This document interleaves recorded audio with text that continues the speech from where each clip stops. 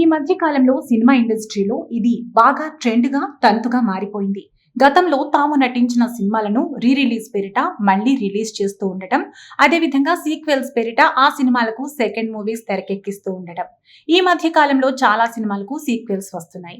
అలా వచ్చిన సినిమాలు హిట్ అవుతూ ఉండడం గమనార్హం.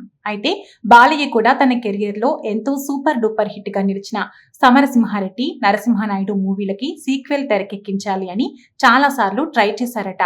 డైరెక్టర్స్ కూడా ఇంట్రెస్ట్ చూపించారట. కానీ కొన్ని కారణాల వల్ల బాలయ్య ఆ సినిమాలకు సీక్వెల్స్ తెరకెక్కించే ఆలోచన నుంచి విరమించుకున్నారట.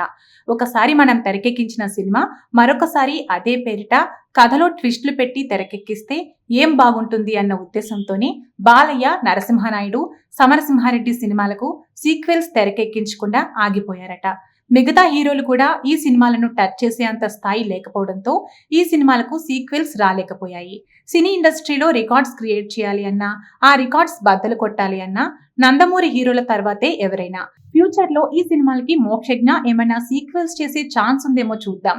ప్రెజెంట్ బాబీ దర్శకత్వంలో ఓ సినిమాలో నటించబోతున్నారు బాలయ్య.